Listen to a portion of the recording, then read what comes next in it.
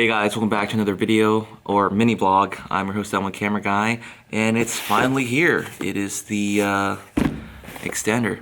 Let's go ahead and open it up.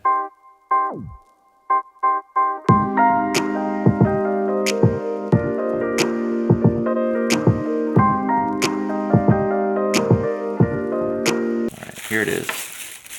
Wow. You get this really nice little very well packaged case that comes with the actual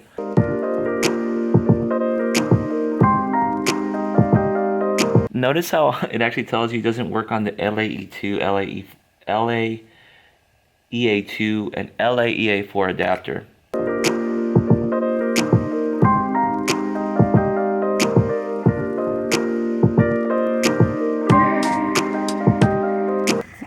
That back end of that glass looks really nice.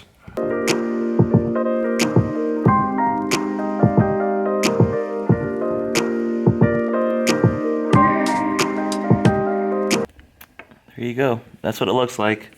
Well, today I'm going to be going out to the Kern County Raceway track.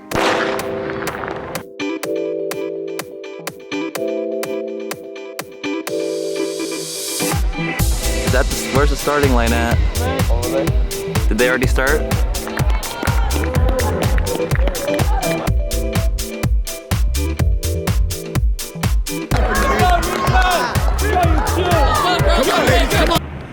So other than the fact that it's really hot right now, everything's going well. And just one group had got, the second group of runners for JV had just started for the boys. The equipment's working really well. The extender is doing just fine. I feel like it's based on what I'm experiencing so far. It works really well compared to just the native 70-200 lens. Other than that, besides it being really, really hot, everything's going well. And I'll catch up with you guys in a little bit.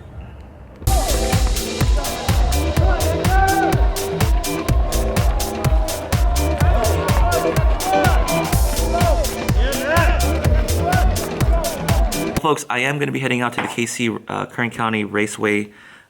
They are having the track meet over there today, which is going to be pretty exciting. I've never been out there. The students will start the race around the track, and then they'll head out to the hills and come back down over there. So that should be pretty interesting. A couple of things I'm going to try with the equipment this time around is I'm going to I usually do this anyway, but I'm going to make sure that I set my camera to... I'm gonna set the finder and monitor to just the viewfinder when I'm out there. That way it'll probably reduce some of the heat buildup on the camera. Hopefully that will help. I doubt I'm gonna have any overheating issues. Let's get over some of the first issue. The Alpha 6300, this little guy here, I got the overheating warning. The event's starting pretty early, and actually I'm gonna be pretty late if I don't head out in a little bit here, but we'll go and see how the 1.4X extender does. I'll catch you in a bit. So the next thing will be is the next time I see you, I will be over there. So I'll see you then.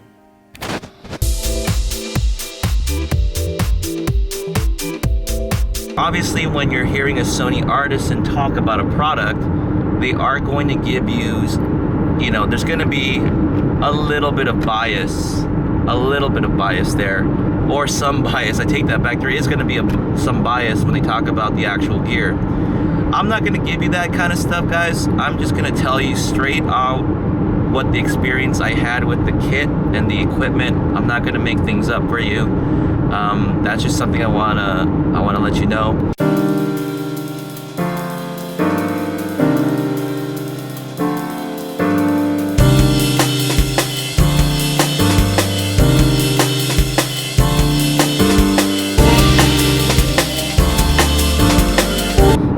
Also, the gear and equipment that I'm using is all paid for by me. It's not paid for by anybody.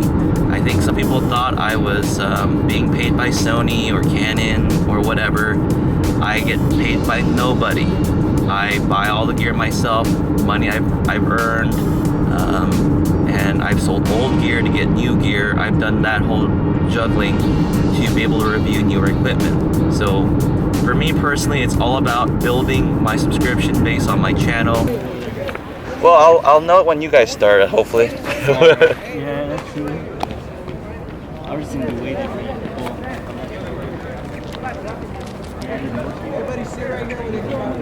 Did you do this last week? Yeah. No, it was the first time, so I had to impress, I guess. Providing the best, honest reviews that I can do for you. And if I make a mistake, I'll correct them. You know, at the end of the video, I always say, I don't know everything. If I make a mistake, let me know down below, and you know, I'll keep that in mind next time. So I'm just like a lot of you out there who are transitioning to Sony. We're trying to learn how the system works, how the equipment works. We don't quite know how all of it's all going to fit into our routine. And a lot of you are coming from Canon's Nikon. So I'm just exploring it. I'm taking advantage of it, and I'm recording my process, and I'm sharing with you my experience with the equipment and gear. At the end of the day, you should always try the gear yourself out.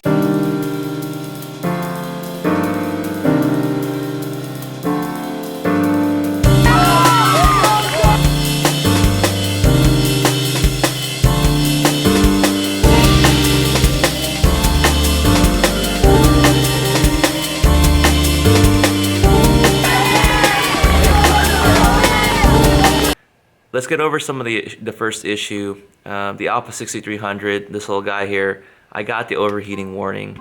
The event started at 8 o'clock, 8:30 or so, the race. And it was probably around 9:30 to 10 when I started seeing that overheating indicator come on. I kind of like, obviously, the image quality that I get out of the A7R II. It's full frame. You get more shallow depth of field, and just looks a lot cleaner in those images, so I really like that. And secondly, I was talking about the actual, so when I was out there, I was trying to mentally think about the autofocus performance with and without the extender. I left the extender on there the entire time. I wasn't trying to do any scientific tests. I just went out there and used the gear, used the equipment. And that's really kind of how I evaluate it. I mean, just using the equipment is the best way to identify for yourself personally, in my case, if it works for you or not. You know, from my experience going out there and using the gear, it worked really well, whether it was on the 6300 or on the A7R II. The lens plus extender worked really well. I thought the autofocusing, I could not tell a difference. Now, I haven't used it in low light. I don't know how it'll be in low light, but with regards to the camera lens body combo, it worked fine. Now let's go and talk about just the shooting strategies while I was out there. It was really good that I had the chance to shoot a few days ago prior. If you haven't seen that video, you can go and find it somewhere over here. I shot some cross country then, so I learned a little bit about location and where I really wanted to be.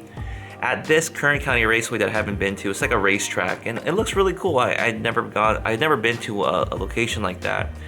And so I just asked one of my students actually who races out there, you know, where are the best spots to be at, or how the circuit's gonna go and where people are gonna be.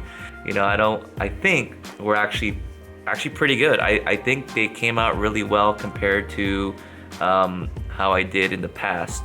So I was really happy about that. So I got a lot more variety in shots and more action shots that really show, you know, people running and competing and going at it with each other in the race. And I got a lot of other candid shots as well. Funny enough, I actually took out the Bodice 85 every now and then and took some photos. I actually took some photos as they were handing out the awards, and also some group photos of people. I just love that fast prime, that rendering you get out of the lens. So I went ahead and used it a bit here and there. I mean, obviously you have the glass, right? You know, use the glass when you get a chance to. Well, I wanted to talk a little bit about the technique that I went with. I tried to keep low on my angles, and I just tried to find different places to try and change up the photography a little bit. I know that when I was towards the finish line, I actually laid down on the ground on the asphalt, and I was lucky that it wasn't really hot. And I just, you know, tried to get a really low angle and just fired and took photos. And I thought they came out pretty good, and I was really happy about that. Now, let's go ahead and talk about the image quality from the photos.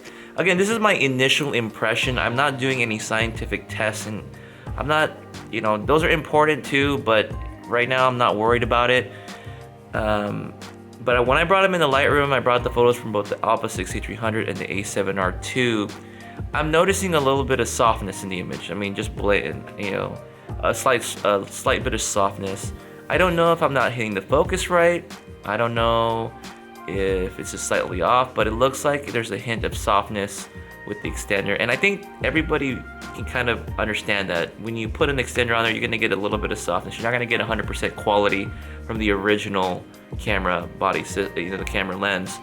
But it's just a little weird. You would think, since this extender is designed specifically for this you know, this 7200 G-Master, it's the only body right now that the extender will work with. But regardless, there is this hint of softness, and you'll have to apply a little bit of sharpening in order to, you know, bring up the quality of the photo to make it just a little bit sharper. But hopefully you're seeing the image examples. You can go ahead and find more on my website at thatonecameraguy.com/photos.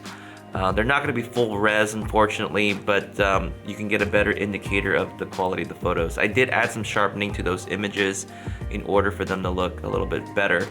But again, that was the overall situation with the image quality. I'll have to do more tests later to get a better idea of all of that's going on. So I wanted to talk a little bit about whether or not the extender is really necessary.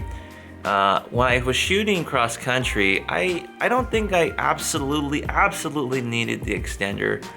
Again, I was just testing its autofocus performance. But for a sport like cross country, I feel like a 70-200 would be fine. All you would really have to do is just wait for your subject to get closer to you. So in this case, it wouldn't make a big difference. Obviously, for a sport like football, having the extender will help get a little bit more range out of the lens. But I guess it's more about choosing your battles and which ones will make sense for you. I was really hoping to get my hands on the 2.0 of this one. Actually, I was thinking about buying both, the 1.4 and the 2.0. That way I would have a 400mm f/5.6 lens. But I know I didn't have enough funds to get both of those, so I just went and got the 1.4x. With that said, well, that's all I really have for you in this video. This is really an initial review about the 1.4x extender. You can definitely check out the photos, like I said, on my website at thatonecameraguy.com, and you can get a better idea of the lens and the quality of the lens itself, and get a better take of it. But I will say, like I said, the autofocus is good. It's just there's a slight softness in the images. And finally, folks, I don't know everything. If you have any questions or comments about the extender, go and post them down below. If you did find this video helpful, consider giving me a like. And if you do enjoy the content that you're watching and you want to see more content like this, consider subscribing. And with that said, I'm your host, Untitled Camera Guy, and I'll see you in the next video.